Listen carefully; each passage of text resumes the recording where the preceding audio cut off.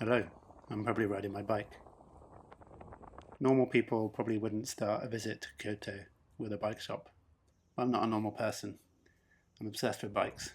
So here we are at Hunhumhug, probably the best bike shop in Kyoto that I know of. It's also a good place to start because I need a bike to get around the city. Super friendly people. We couldn't converse well because I can't speak Japanese, but they seemed pretty happy with their hats and they were good fun. Google Translate helps a lot. They've got all the good stuff. All City, Crust, Rivendell, Sklar, Pull, White Industries, Crust. Did I say that already? All the good stuff. Oh, Swift Industries, of course. I got to know this shop through Swift Industries, actually. I never knew about this shop until I saw Martina and Weston going last year.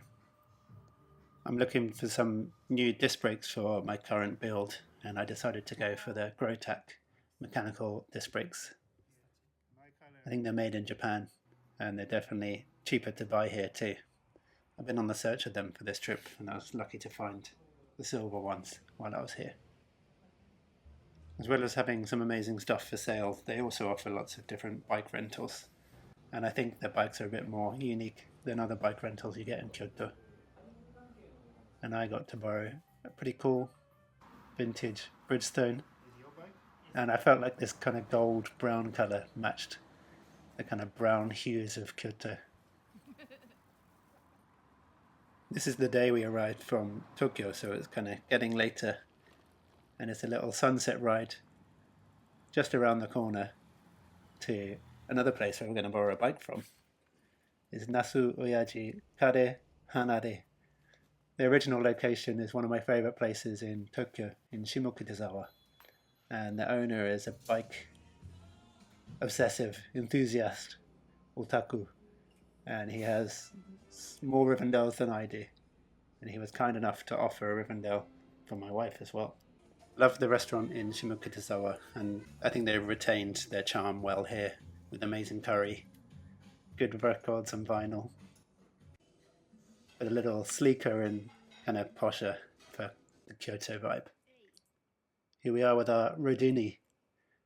I could have borrowed the Atlantis, but we'd never tried the Rodini before, so I was curious to see what it was like. We did borrow it for my wife, but of course I got to ride it too. A nighttime ride home in this beautiful city, ready for the next day. And a quick bike check of my Bridgestone. No idea what model it is.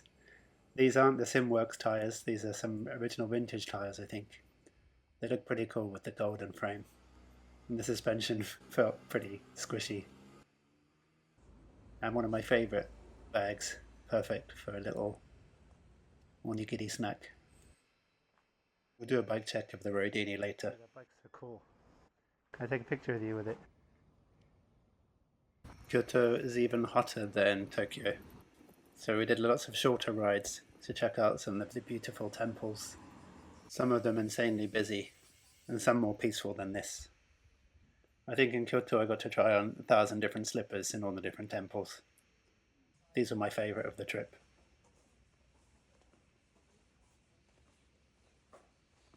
And some beautiful artwork in this space. Despite the chaos of tourism, over-tourism, including us, you can still find some peaceful spaces. And some amazing food, like this sukiyaki. Maybe one of the best meals. I didn't think sugar would go that well with beef, but it worked pretty nicely. Would definitely go again. Kyoto is a wonderful city for riding. Of course, it's the best way to see the city. But it wasn't as easy as riding in Tokyo, especially with the bike parking. They were much stricter, and it was harder to find official places to park. And you've got to be careful of the bike police, who will just take your bike off the street. I think they're more like the fun police. But we were lucky and careful because they weren't our bikes. We didn't want them to get taken away. Despite the fear and frustration of parking, we still had an amazing time riding around this beautiful city.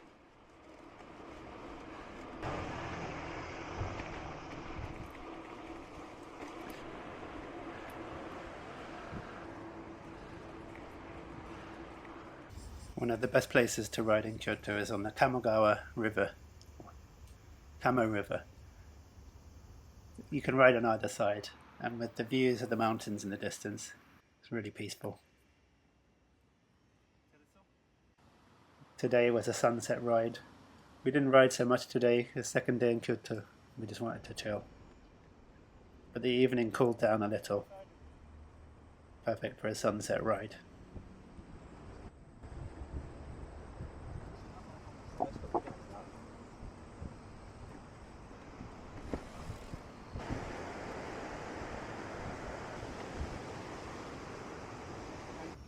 And perfect to stop off to dip our feet in the river with the Leo Rodini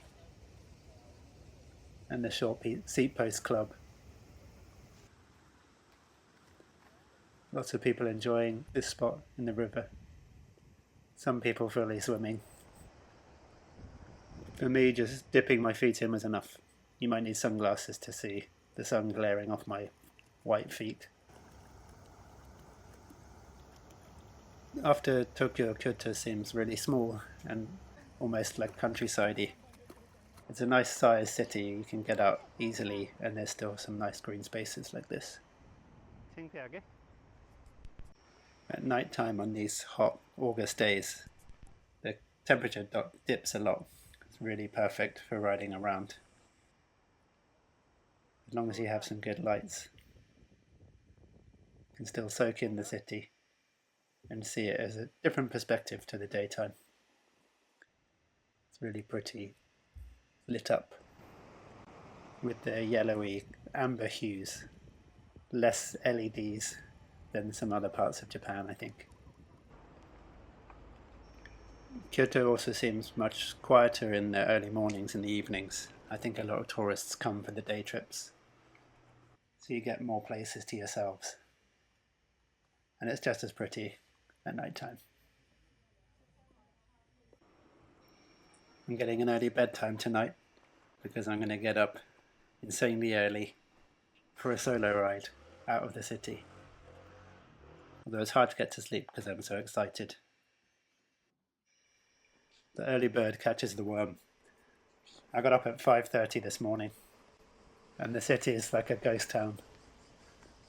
I'm quite a morning person anyway. I love the freshness of the air in the morning and the kind of light sunlight that you get. I'm heading out of the city and I borrowed the Rodini this time. A little small for me. Maybe if it had drop bars it would be perfect, but it was still a comfortable and fun bike to ride. I've got a 70-kilometer ride planned, which takes me through the city, up into the mountains, and back through the city. Should be a perfect loop. I love all bike rides. I like the daily, monotonous bike rides for my commute that I do every day, even though they're the same. But these bike rides where I'm exploring a new area are the most exciting for me, of course. You don't know what's going to come. You don't know what you're going to see. I didn't know I was going to bump into this onigiri shop with freshly made onigiri. I had to pick one up for later. So delicious. The ones in the convenience store are delicious already, but these freshly made ones are even better. Woefully underprepared. I only brought some almonds with me. I should have brought 2 onigiri. I was hoping there might be a restaurant in the mountains, but I didn't find one, so this onigiri saved me later on. Outside on the outskirts of Kyoto, I think it's much nicer for riding around, just regular life, away from all the tourist temples, which are beautiful.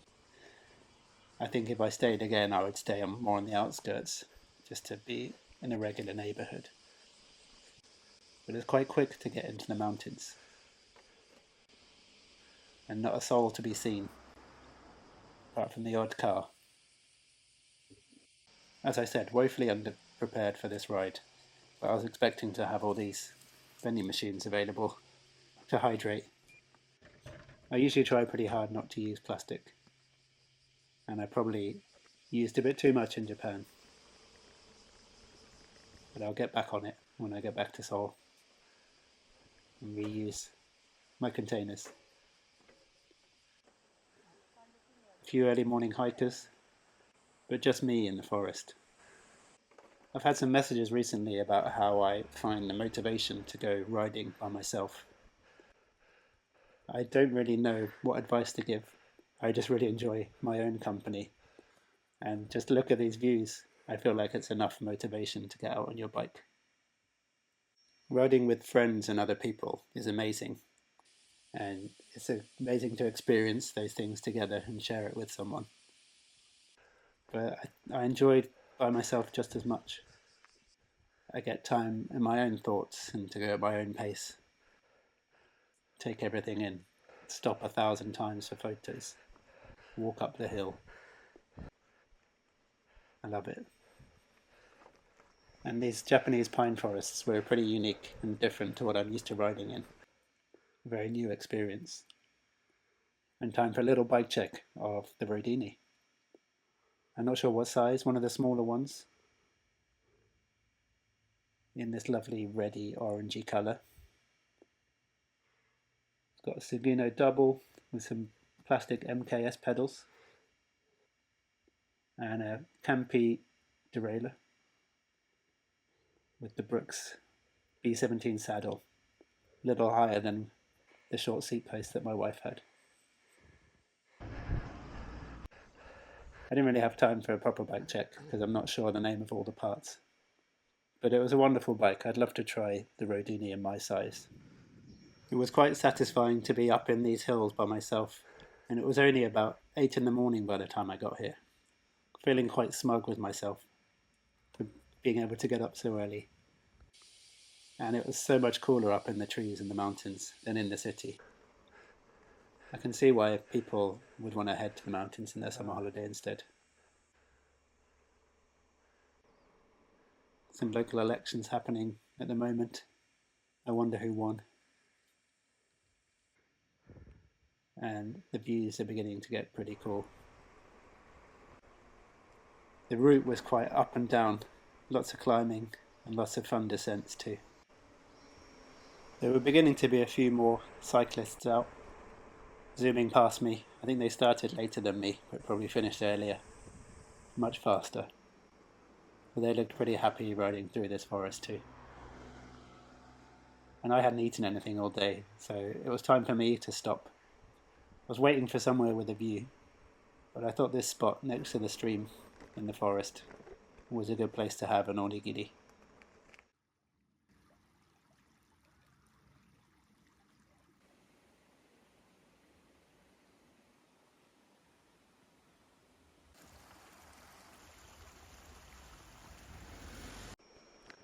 I went for the rolled omelette and fish egg onigiri. It was a good chunk of rice.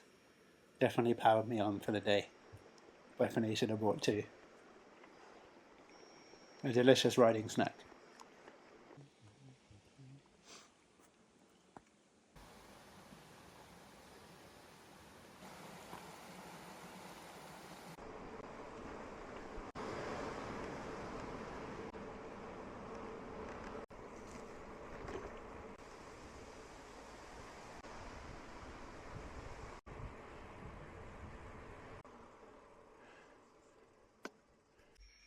Little shrines and temples everywhere. It's so tempting just to stop at all of them. And eventually you just get used to seeing them and you just carry on past them. But at the beginning of the ride I was stopping at most.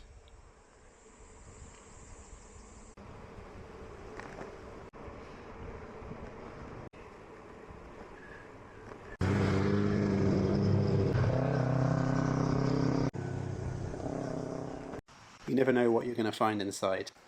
This one looks quite alluring, with the sunlight poking through the trees. So I had to go up.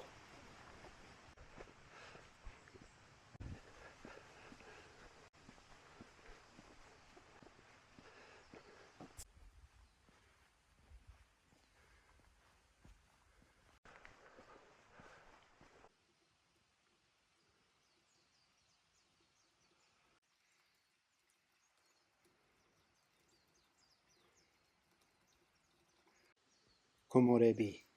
It's the Japanese word for the sunlight leaking through the trees. I only know that because I watched the film Perfect Days quite recently. One of the loveliest films I've seen for a while. It's directed by Wim Wenders.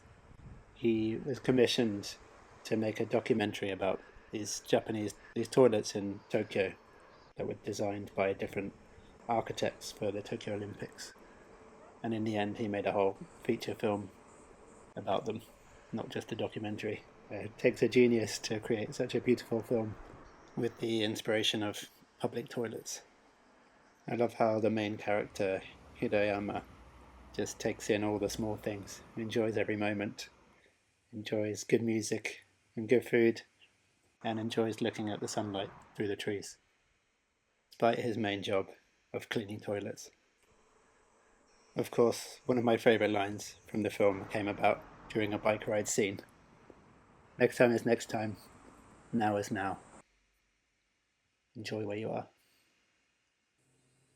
If you haven't seen Perfect Days yet, I definitely recommend you go and watch it.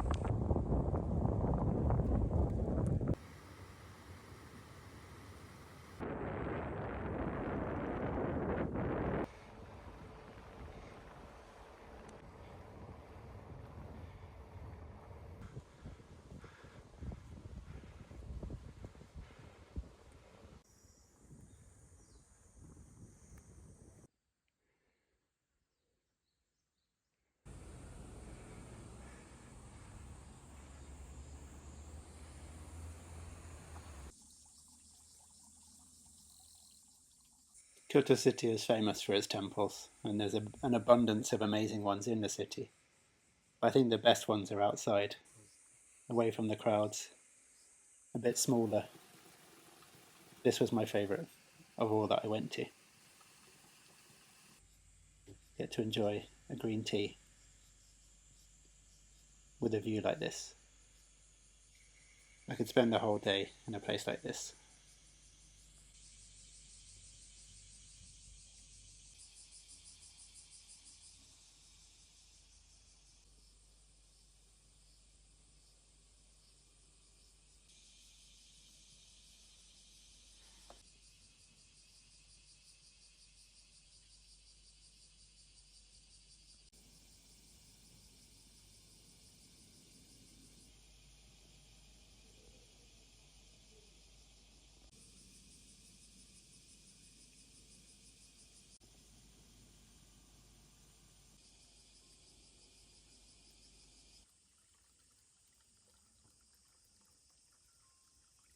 The monk took great pleasure in explaining the samurai blood-stained ceilings with some graphic sound effects of stabbing himself with a sword and cutting through his guts.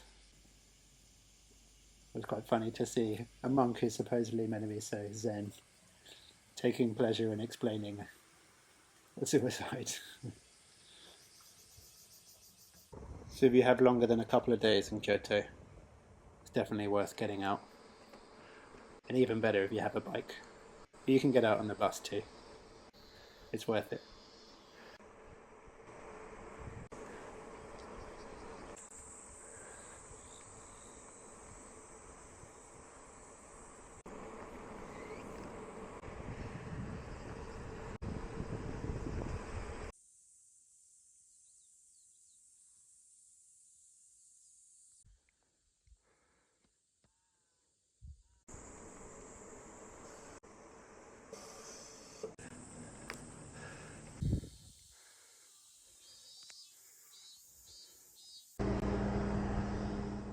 For some reason, some of these smaller towns reminded me of some small towns in the Swiss Alps. I think it was the shape of the roofs and the wooden buildings, kind of like the Swiss chalets, but still very Japanese. And some of the thatched roofs were quite cool too. But somehow I think if you stay here there might be lots of ghosts. That's what my wife thinks anyway. I think she's more in tune with her spiritual self and surroundings than I am. I'm blissfully unaware of ghosts around me.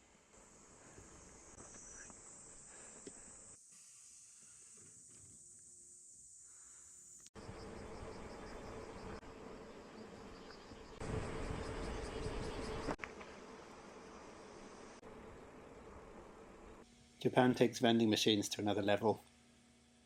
I got a green tea this time, but I also picked up some local produce, some yuja jam and some yuja miso. Yuja is like a fruit that's kind of between a lemon and an orange. Looking forward to trying those when I get home. I feel so free riding around in these open fields in this new place with these spectacular views, with some amazing descents and also some more climbing.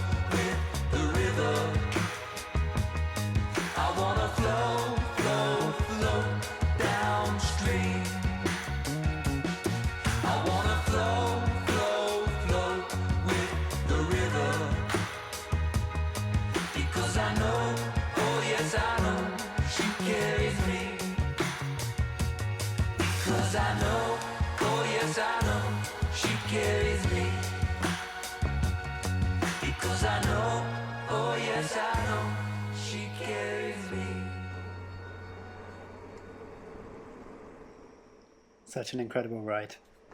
Hope you enjoyed it almost as much as me. It's got me yearning for more trips out of the city. But don't switch off this video yet, there's plenty more to see of Kyoto. About 15 minutes more of video, a few more days of footage.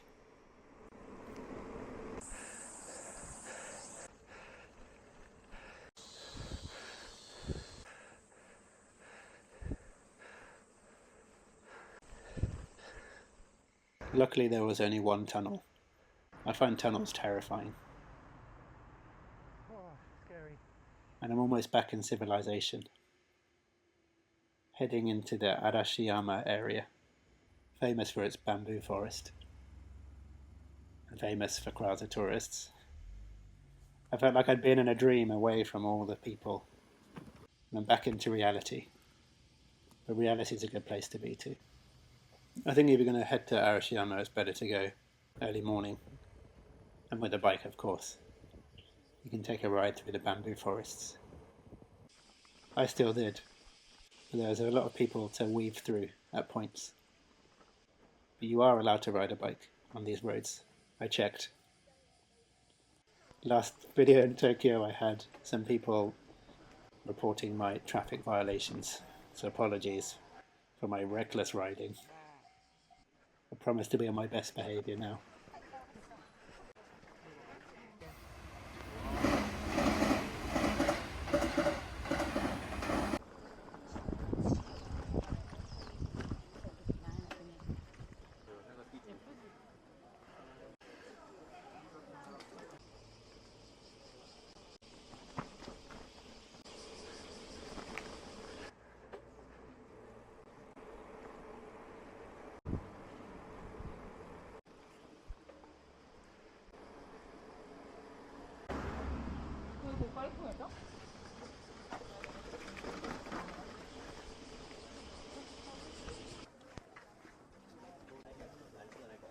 feeling pretty hungry after my onigiri and nuts and nothing else, so I stopped for a dango, which is a really delicious kind of glutinous rice cake with a sweet soy sauce glaze.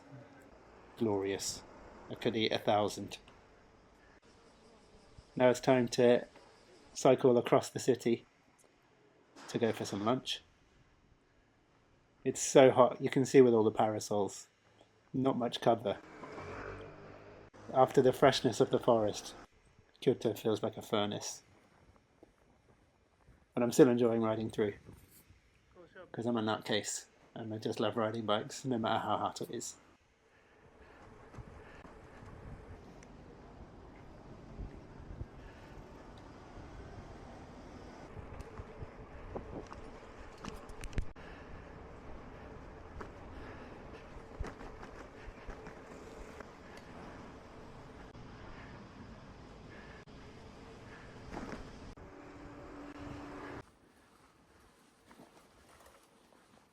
And here's my wife, riding the bike that I borrowed.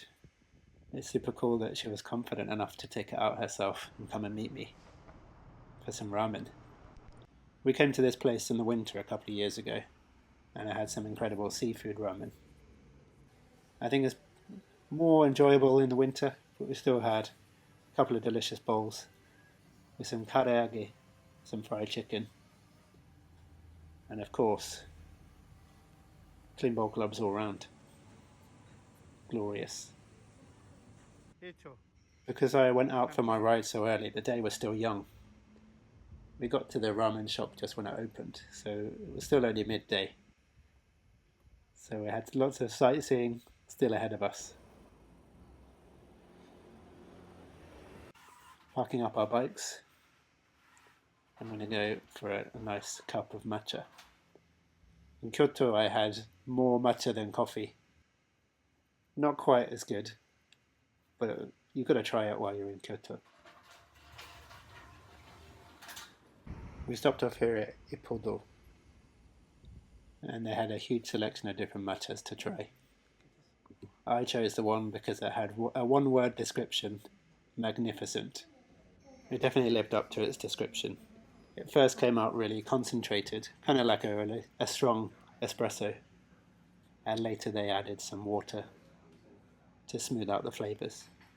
I actually think I preferred the concentrated matcha for its intense flavour. The good thing about matcha coming in a bowl, a successful clean bowl club, all inclusive. Around this area was some of my wife's favourite kind of shops, with all these beautiful old trinkets, old and new, a mix of antiques, beautiful ceramics. Our house is filling up with some beautiful objects from our trip to Kyoto. A day well spent with pine forests, mountains, temples, magnificent matcha, and some antique shopping. I took a well-deserved rest back at our house, ready for some more hot Kyoto city riding the next few days.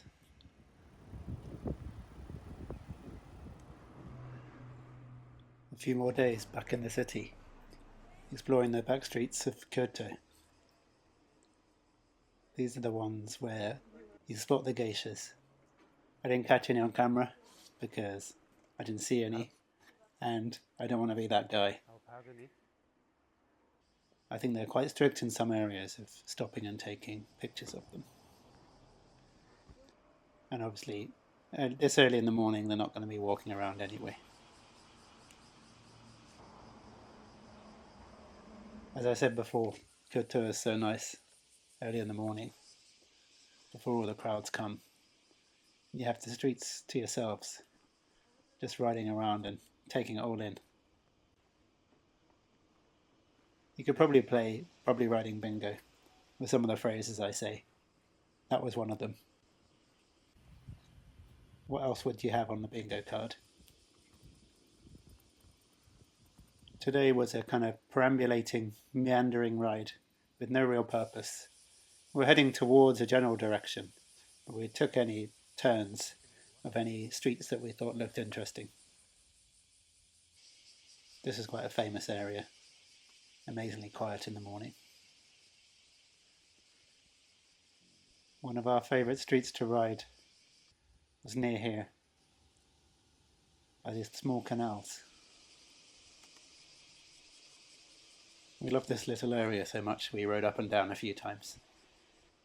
Some of the cities I've been to around the world, which have areas of beauty, renowned for beauty, they're more like pockets rather than the whole city. But Kyoto, just every corner is beautiful. Just riding around with a huge smile on my face all the time.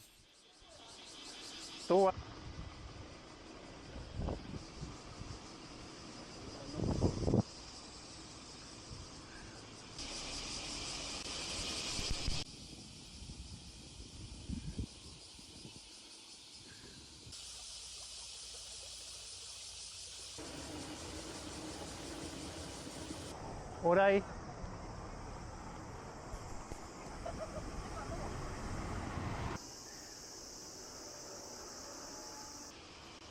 Time to stop for a coffee.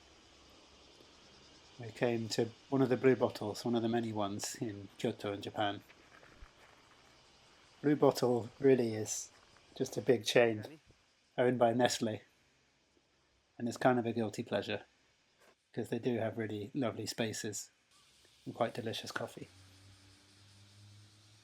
As early risers, we were the first here when they just opened, and we had the place all to ourselves. Beautiful, bright space with big windows, natural light streaming in. My kind of cafe. And cortados seem quite popular around here. Just a strong, flat white really. Less milk, more espresso. I got the single origin, of course. It was super delicious. A beautiful area to explore, an abundance of temples, every corner, every street, everywhere you look. You may have noticed my attire has changed. I've gone for the full-on oji-san look, with the wet towel around my neck. I've seen a lot of Japanese guys with this look in the summer, and it really does help cool you down. I might be too embarrassed to do it other places, but in Japan, it just feels right. Riding down the stream was like something straight out of a Studio Ghibli movie. Actually, a lot of our time just did feel like that, with the electric blue skies and the perfect fluffy clouds. And at the Philosopher's Path, some philosophizing cats just chilling out. Maybe they've worked out the meaning of life and our purpose.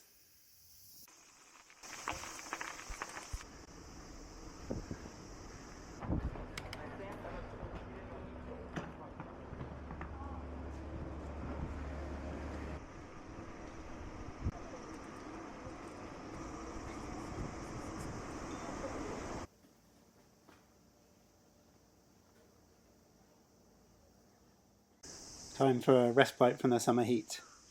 Cooling down with some air conditioning and some bingsu. I can't remember what it's called in Japanese. Some shaved ice. Green tea shaved ice.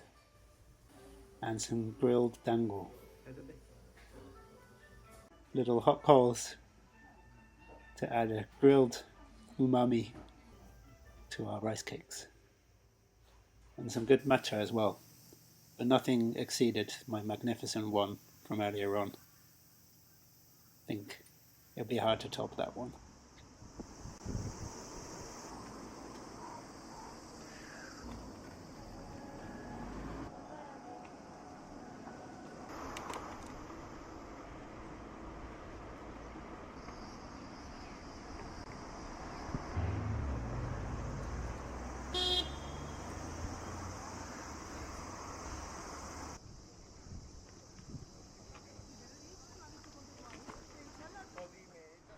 Final morning in Kyoto before we have to hand back our bikes and head down to Osaka to fly back to Seoul.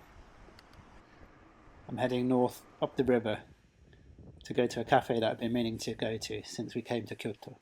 Recommended from one of the baristas in Omnibus in Tokyo. Whilst here, I've had my good share of matcha, which is super delicious. But coffee is the drink for me. Here's Coyote Coffee. They only do coffee from El Salvador. And the barista and the manager heads there regularly and works directly with the suppliers. And I had one of the best flat whites of my life.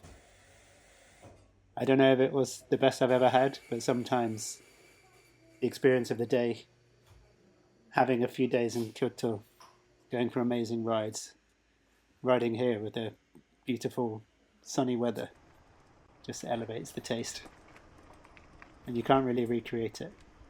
It's kind of like komorebi, but with coffee instead. I hope you've enjoyed joining me on my rides in Kyoto. Like and subscribe if you want to see more rides with me. See you later.